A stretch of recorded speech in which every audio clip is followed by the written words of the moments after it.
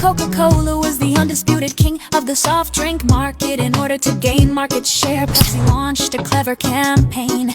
They stopped random people on the street and asked them to take a blind taste test of the two drinks, choosing the one they liked best. Surprisingly, about half of the people who said they loved Coca-Cola ended up choosing Pepsi during the blind test. At first, many people didn't believe the results, but as more and more participants took part, many discovered that they actually preferred Pepsi. The reason was quite simple. Pepsi contains more sugar. When you take just a small sip, the sweeter taste makes Pepsi more appealing. But if you drink an entire bottle, it can start to feel a bit too sweet. Pepsi didn't stop there. They even released an ad that poked fun at Coca-Cola.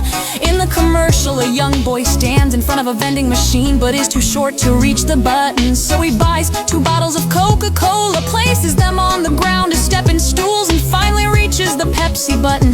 He then walks away happily with his Pepsi. This made Coca-Cola furious, and they quickly responded with their own ad. Once again, a little boy stands in front of a vending machine and can't reach the Coca-Cola button. He also grabs a bottle of Pepsi to step on, but after using it, he carefully puts the Pepsi bottle back where it was. The hidden message: our customers have better manners than yours. Later, in an effort to win back the market, Coca-Cola released a very popular glass bottle version of their drink, which quickly became a bestseller. Seeing this success, Pepsi started thinking, what if we make a glass bottle just like theirs and sell it for half the price? But if Coca-Cola lowered their price to match, that strategy wouldn't work. Then Pepsi came up with a better idea.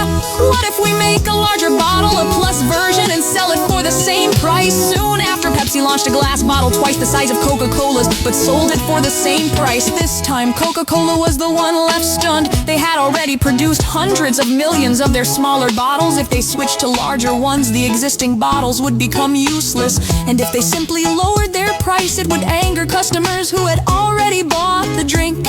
In the end, they could only watch helplessly as Pepsi gradually took a share of their market.